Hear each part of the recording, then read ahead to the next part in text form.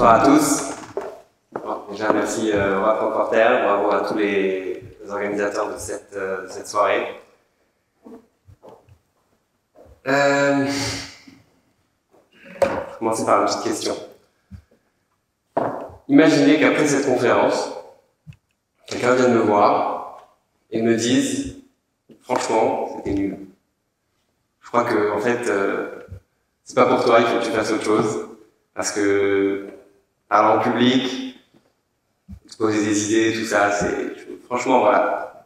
Conseil, fais autre chose. T'es encore jeune, t'as encore des choses à faire dans ta vie. Lance-toi dans autre chose. Mais franchement, les conférences, c'est pas pour toi. » C'est ce qui est arrivé une fois à un conférencier. Aujourd'hui, c'est un conférencier qui est très connu. C'est un des conférenciers Chabad les plus connus. Il s'appelle Rav Jacobson. Il a fait une conférence à Malibu. Peut-être vous connaissez. Vous connaissez sûrement pas parce qu'il y a un maître Chabad là-bas. Vous connaissez peut-être pour d'autres raisons. Mais il a fait une conférence là-bas. Et à la fin de la conférence, il y a quelqu'un qui est venu le voir et qui lui a dit « Écoute, Jacobson, t'as rien compris. T'es à côté du sujet.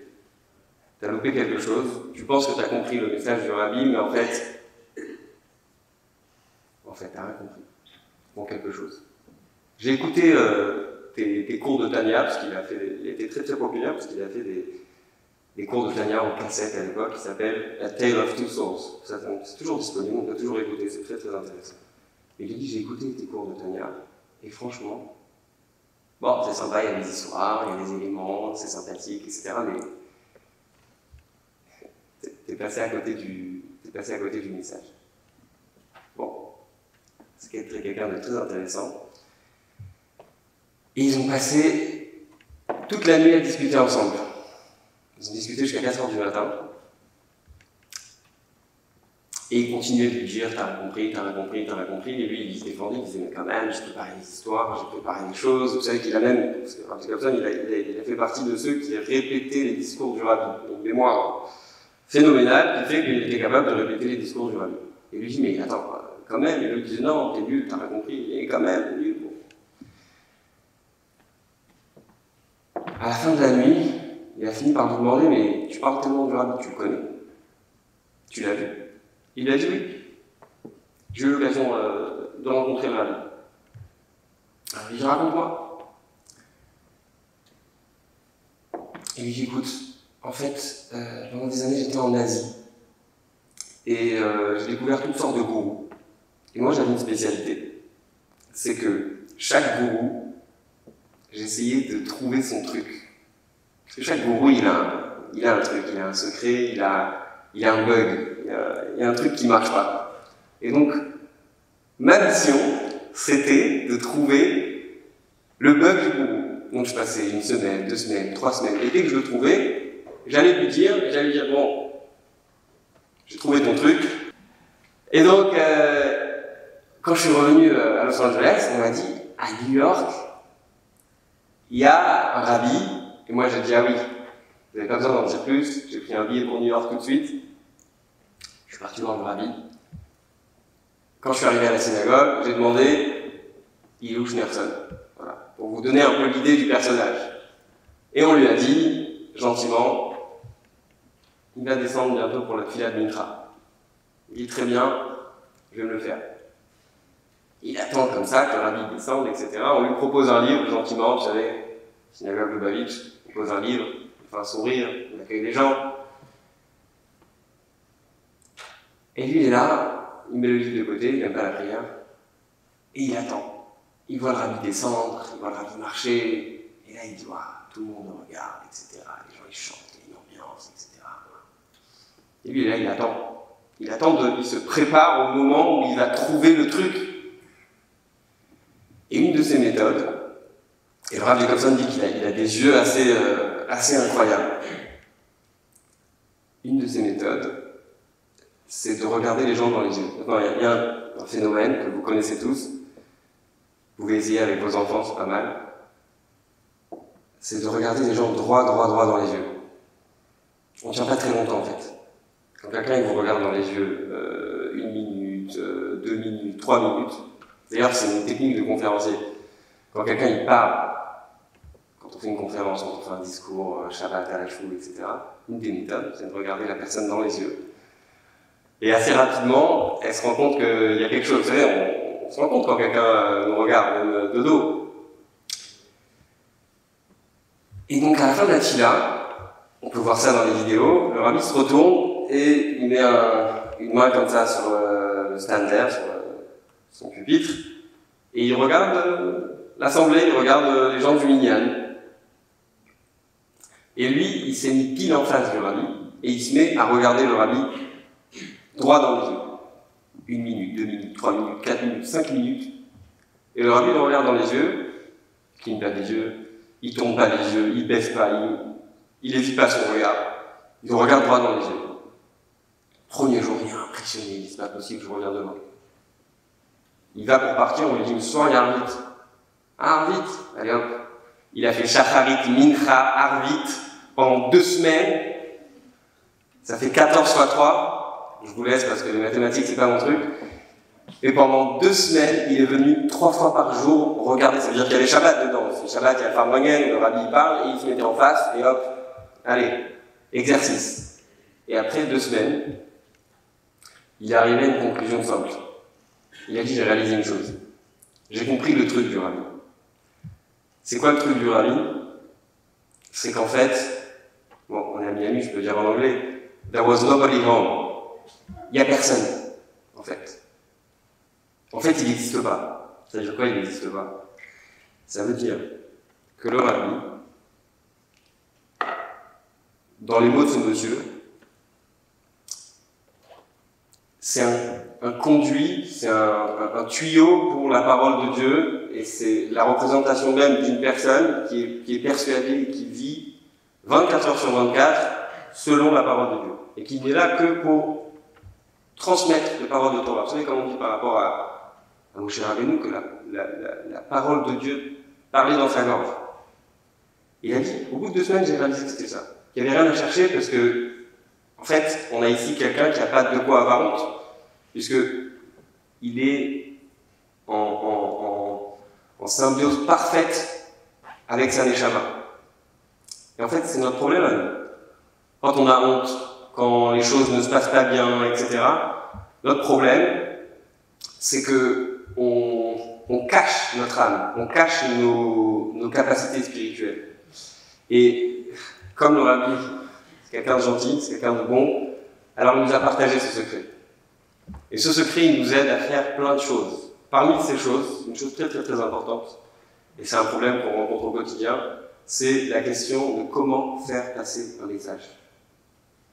On a parlé tout à l'heure de plein de choses, et ce serait légitime de se poser la question pourquoi on est réunis ici tout ce soir. Vous connaissez, j'imagine, plein d'autres tzadikim. Il y a plein d'autres tzadikim. Pourtant, j'en connais pas beaucoup pour lesquels on a fêté 120 ans, pour lesquels on a réuni, parce que c'est pas le seul événement qu'il y a dans le monde, il y a plein d'événements dans le monde qui ont été faits juste en l'honneur des 120 ans.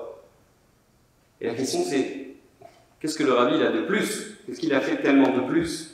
Alors, dans la Frankfurter, dans la Mar, on a déjà parlé du fait que le rabbi a envoyé des shofrim dans le monde. Mais j'ai envie de rajouter quelque chose en plus. C'est le manuel du rabbi pour la réussite d'en faire passer un message. Et pas n'importe quel message, c'est le message essentiel de la Torah. Comment est-ce qu'on fait pour faire passer un message? C'est une chose difficile parce que ça concerne le couple, ça concerne les enfants, ça concerne le travail. Si vous êtes employé, alors ça peut être difficile avec votre patron. Si vous êtes patron, ça peut être difficile avec votre employé. Ça peut être avec vos enfants, etc.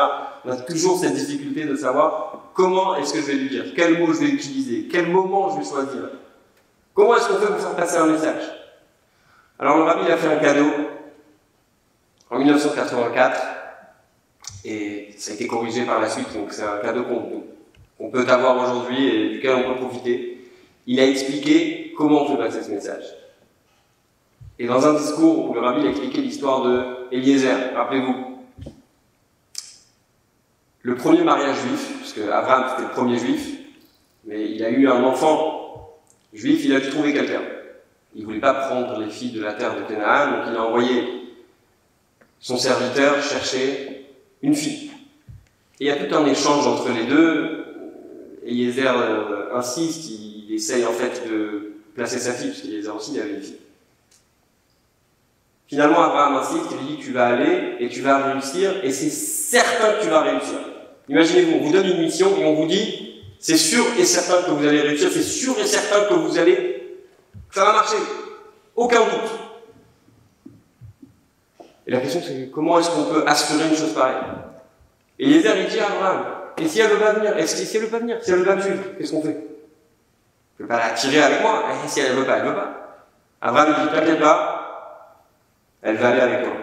Dieu il va envoyer son ange, il va marcher devant toi, et quoi qu'il arrive, elle va te suivre.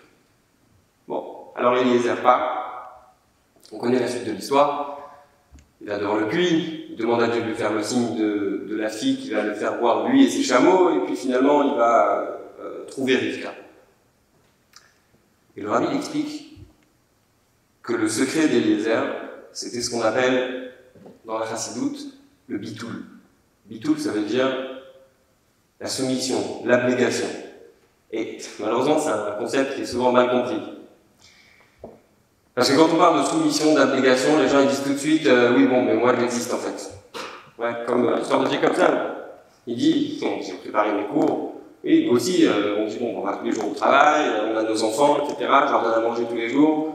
À un moment donné, bon, on veut bien être soumis, mais il y a des limites quand même. Mais justement, on va essayer de comprendre ce que ça veut dire. Et comment en réalité, avec le bitoul, avec la soumission, avec l'abnégation, on arrive à révéler à l'intérieur de nous des choses qui sont encore plus grandes et plus incroyables. On parle de choses qu'on doit enseigner aux enfants. Mais les enfants, ils ont aussi des choses à nous enseigner à nous. J'ai un exemple simple. Vous avez peut-être remarqué qu'un adulte, quand on a une dispute avec un adulte, ça peut durer des fois un jour, des fois une semaine, 2 semaines, 3 semaines, 1 mois, 1 an, 2 ans, 10 ans. Vous avez des fois des gens, je ne sais pas si on a des Marocains ici ce soir, mais des fois il y a des gens qui vont vous dire ça fait 20 ans que je ne vais pas adresser la parole. Ça vous dit tous quelque chose, n'est-ce pas? Et pourtant, on voit que les enfants, ils sont capables de renoncer à une histoire juste pour un bonbon. Ça veut dire que ils font la crise de l'année, vous venez derrière, vous leur promettez le bonbon préféré, la glace, la sortie demain, etc. Les pleurs, ils sont partis. En 1 seconde, grand sourire, super, oui, je fais, qui ravale tout de suite le pleur, il ravale tout de suite et hop, ils sont là, ils sont prêts, ils vont être avec nous, ils vont... Comment ça se fait que les enfants, ils sont capables de changer d'humeur en un claquement de doigts? Bon, il y a plein d'explications à ça, mais dans le contexte de ce qu'on est en train de dire, c'est tout simplement parce qu'un enfant, il préfère être heureux qu'avoir raison. Alors qu'un adulte, il préfère être malheureux qu'avoir tort. C'est triste, mais c'est un peu ça. Donc pour l'instant, c'est le premier exemple sur l'idée que pour faire passer un message, il faut prendre l'exemple d'Eliezer. Eliezer, sa spécialité c'était quoi? Il est venu voir la famille de Rivka. Il se présente à la famille. Et la première chose qu'il va dire, c'est quoi? Qui je suis? Il ne dit pas je m'appelle Eliezer. Il dit Eved Abraham Anochi. Je suis le serviteur d'Abraham. Et pour Eliezer, il y a ce qui compte. Le reste, c'est anecdotique. Et il raconte toute son histoire, et qu'il a cherché une fille, et qu'il est passé devant le puits, et qu'il a demandé à Dieu, et que Dieu lui a envoyé une fille qui a amené l'eau pour tous les chameaux, et pour lui, etc. Et finalement, il a découvert que c'était la fille de Bethuel, qui était la famille d'Abraham, et il lui a mis les colliers, etc. Et si Bethuel et la famille sont d'accord, eh bien, il peut la prendre et la ramener chez Abraham. Ça veut dire que, et encore une fois, pour reprendre le contexte, le rabbi est en train de dire ce discours devant tous ses émissaires. Et il est en train de leur dire, si vous voulez que ça marche, si vous voulez réussir à convaincre les gens, il ne faut pas que les gens ils sentent que ça vient de vous. Il faut que les gens ils sentent que le message est plus important que votre ego. Et c'est la clé. C'est la clé. Quand on veut éduquer nos enfants, quand on veut résoudre un problème de couple, quand on veut résoudre un problème dans le travail, je vais vous dire même mieux que ça, quand on veut faire passer un dossier à la banque, il faut qu'on fasse comprendre à notre interlocuteur que ce qui compte, c'est pas nous. C'est pas Yair Elbaz, c'est pas Pierre, Paul, Jacques, non. Ce qui compte, c'est le projet. Il y a une phrase, je sais pas d'où elle vient, je sais pas si c'est une source juive, mais peu importe, elle est vraie. J'ai entendu une chose assez incroyable dernièrement. Vous savez que le Rambam, il a écrit un livre qui s'appelle, en français, Le traité des 8 chapitres. Je sais pas si vous avez entendu parler, c'est une introduction à Pirkei Avot, Maxime de nos pères.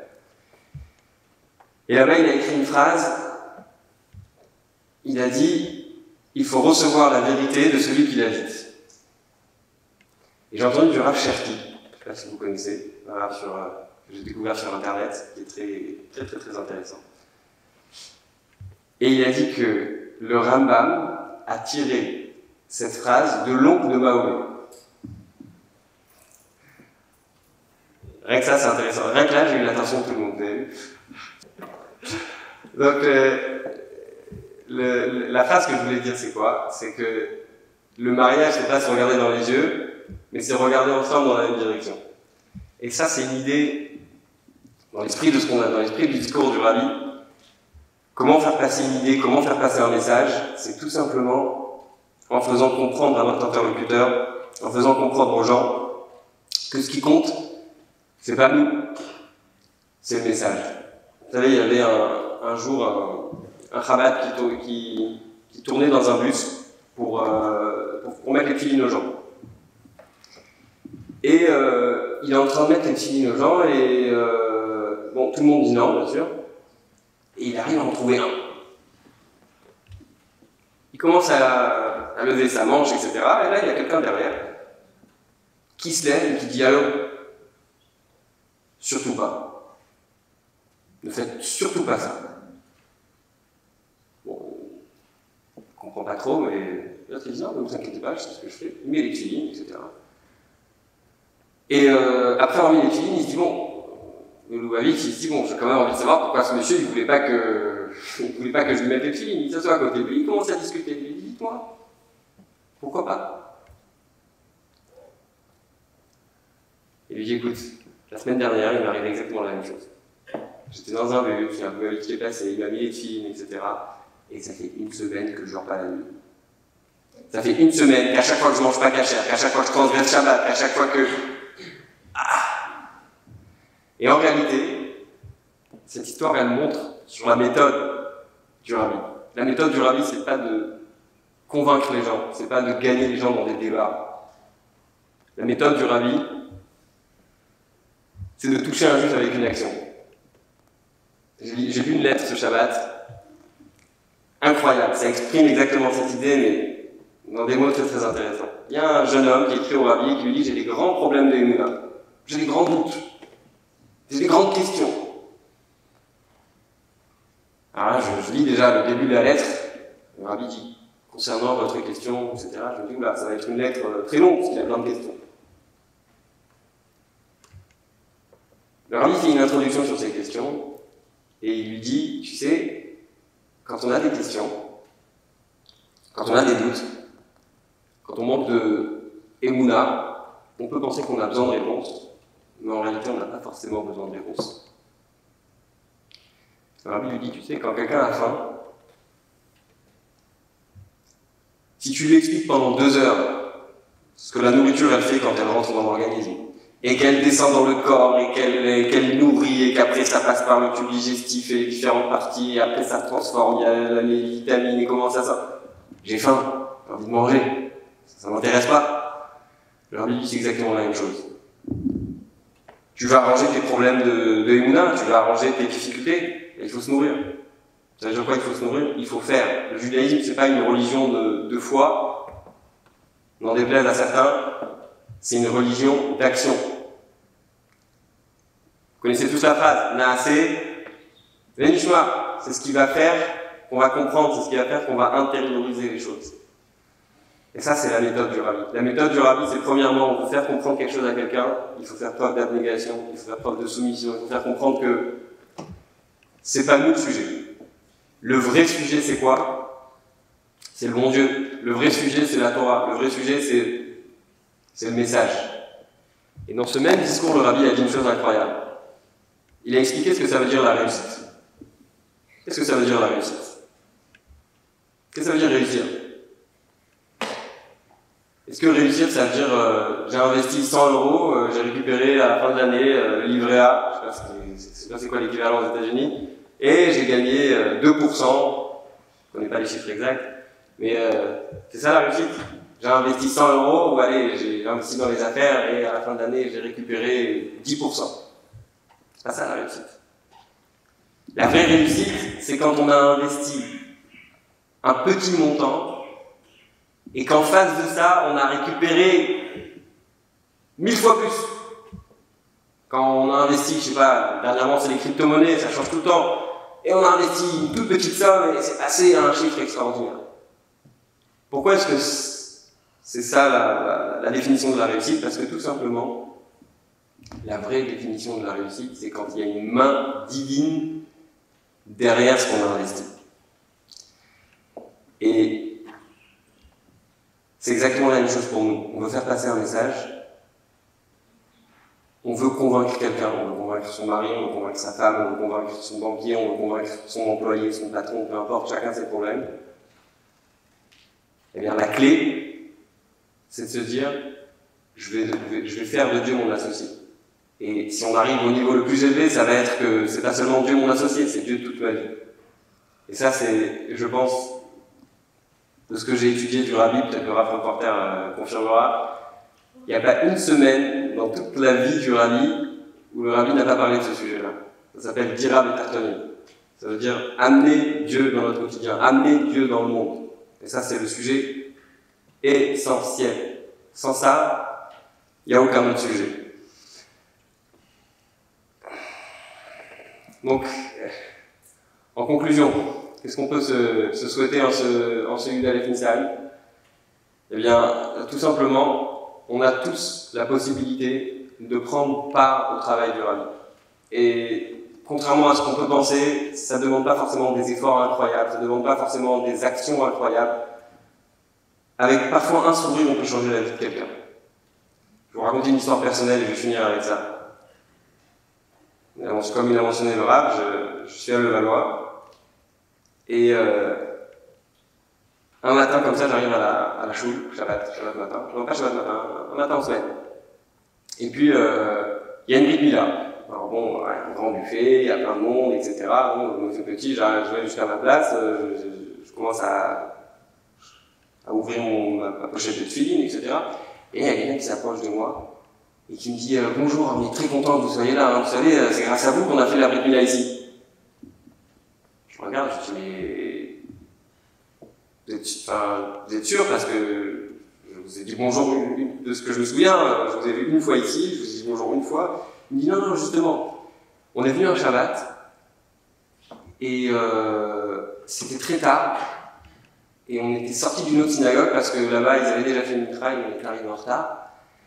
Et donc, on est venu ici espérant trouver un minyan. Et quand on est arrivé, directement, vous êtes venu vers nous et vous nous avez tendu un sidour avec un sourire et vous nous avez dit, vous n'avez pas fait une mitra, vous inquiétez pas, il y a une deuxième lecture qui va se faire dans le couloir. Et quand vous nous avez dit ça, vous êtes parti juste après, j'ai dit à mon fils, c'est ici qu'on va faire la Brit de ton fils.